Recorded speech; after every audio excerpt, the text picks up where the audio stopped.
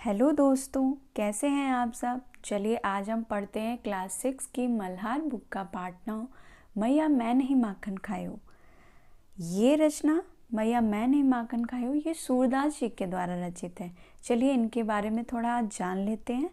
माना जाता है कि इनका जन्म 15वीं शताब्दी में हुआ था। सूरदास जी ने अपना अधिकांश जीवन मथुरा, गोवर्धन सहित ब्रज के क्षेत्रों में श्री कृष्ण के गुणगान में भजन गाते हुए बिताया।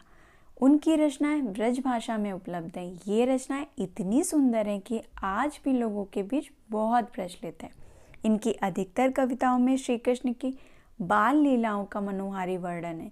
ये कविताएं अत्यंत लोकप्रिय हैं और देश भर में प्रेम से गाई जाती हैं।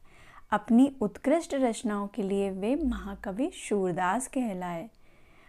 उनकी मृत्यु 16वीं शताब्दी में हुई थी। चलिए अब पढ़ते हैं पाठ को मैया मैं नहीं माखन खायो। इसमें सूरदास जी ने कृष्ण जी की बाल लीला का वर्णन किया है, जिसमें भगवान कृष्ण माखन खाते हुए पकड़े गए हैं और उनकी माँ ने उन्हें देखा है और वो अपनी मैया से कह रहे हैं, तर्क कर रहे हैं, उन्हें बता रहे हैं कि उन्होंने माखन नहीं खाया है। चलिए इसे देखते हैं। मैया मैं नहीं माखन खायो, मैया यानी माँ, माँ मैंने माखन नहीं खाया है। भोर भयो गैयन के पाछे मधुबन मोहि पठायो। भोर यानी सुबह, भयो यानी होने पर, गैयन यानी कि गाय, पाछे यानी पीछे। भोर भयो गैयन के पाछे, भोर होते ही, सुबह होते ही मैं गैया के पीछे मधुबन मोहि पठायो। मधुबन एक यमुना नदी के किनारे वन है मथुरा में, तो वहीं उस वन में आपने मुझे पठाया यानी भेजा। भोर भयो गैयन के पाछे मधुबन मोहि पठायो। सुबह होते ही गायों के पीछे यमुना नदी के किनारे वन पर तो आपने मुझे भेज दिया। तो मैंने कैसे माखन खाया बताइए। 4 पहर वंशी वट भटक्यो, सांझ परे घर आयो। पहर एक समय की इकाई है। 3 घंटे का एक पहर होता है।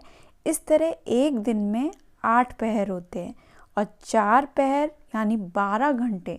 सोचिए 12 घंटे की बात कर रहे हैं भगवान जी कि कृष्ण जी कि 4 पहर वंशी वट भटक्यो। वंशी वट एक वट वृक्ष है जिस पे कान्हा जी, कृष्ण जी वंशी बजाकर गायों को बुलाते थे। भटक्यो यानी भटके, सांझ यानी शाम, परे घर आयो होने पर घर आया। तो 4 पहर वंशी वट भटक्यो, सांझ परे घर आयो। 4 पहर तक तो मैं वंशी वट में ही भटकता रहा और शाम होने पर घर आया। मैं बालक भैयन को छोटो, छीको के ही विधि पायो। मैं छोटा सा बालक, भैयन यानी मेरी बाहें इतनी छोटी हैं। छीको के ही विधि पायो। छीको एक गोल पात्र के आकार का रस्सियों का बुना हुआ जाल होता है जो छत या ऊंची जगह पर लटकाया जाता है। उसमें सामान रख दिया जाता है, दूध जैसे दही, खाने पीने की वस्तु रख दी जाती है, जिसे कोई जीव ना पा सके, जैसे कुत्ते बिल्ली ना पा सके। तो छीको में लटकाया गया होगा मक्खन। तो मैं बालक भैयन को छोटो, मैं तो बालक बहुत छोटा हूँ, मेरी बाहें भी कितनी छोटी हैं। छीको के ही विधि पायो, मैं उस पात्र तक पहुँच ही नहीं पाया। मैंने उसको कैसे पाया? मैंने तो किसी विधि से, किसी भी तरह से नहीं पाया उसे। मैं तो छोटा सा बालक हूँ, मैं तो वहाँ तक पहुँच ही नहीं पाया। ग्वाल बाल सब परे बैर परे हैं, ग्वाल बाल सब बैर परे हैं, बरबस मुख लपटायो। ग्वाल बाल जो मेरे मित्र सखा जो ग्वाल बाल है वो सब मुझसे बैर लिए हुए हैं, मुझसे बैर यानी दुश्मनी किए हुए हैं। बरबस मुँह लपटायो, मेरी जबरदस्ती मेरे मुंह में लपटा दिया है यानी लगा दिया है। तू माता मन की अति भोरी, इनके कहे पति आयो। तुम माता तुम तो मन की कितनी भोली हो, कितनी अति बहुत भोली हो, इनके कहने पर आ रही हो। जिये तेरे कछु भेद उपजे हैं आपके मन में, जे यानी आपके मन में, भेद यानी संदेह उपजे हैं, जानी परायो जायो। आपके मन में कुछ भेद संदेह हो गया है, इस कारण से आप मुझे पराया जान रही हो। ये ले अपनी लकुटी कमरिया बहुत ही नाच नचायो। लकुटी कमरिया क्या है? लाठी और कम्बल है। जब कृष्ण जी गायों को चराने जाते थे तो वो अपने साथ लकुटी यानी लाठी और एक कम्बल लेके जाते थे। तो वो अपनी माता को देखकर बोलते हैं कि ये ले अपनी लकुटी कमरिया बहुत ही नाच नचायो। मुझे बहुत ही नाच नचाया इसने।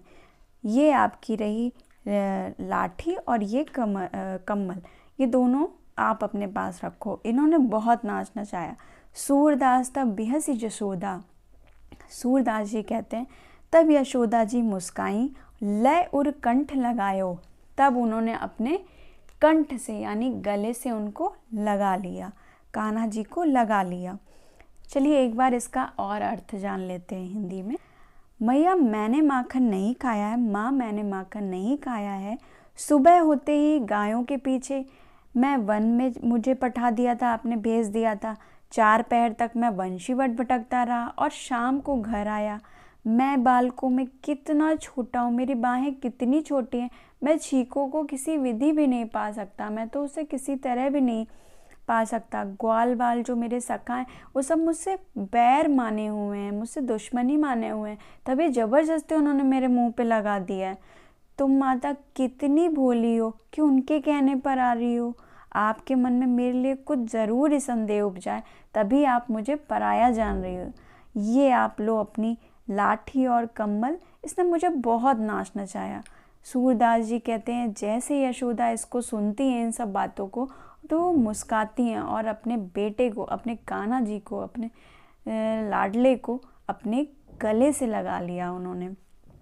आज की क्लास में हमने पार्ट 9 को पढ़ा। नेक्स्ट क्लास में हम इसी पार्ट के अभ्यास कार्य करेंगे। तो मिलते हैं अपनी नेक्स्ट क्लास में। Thank you.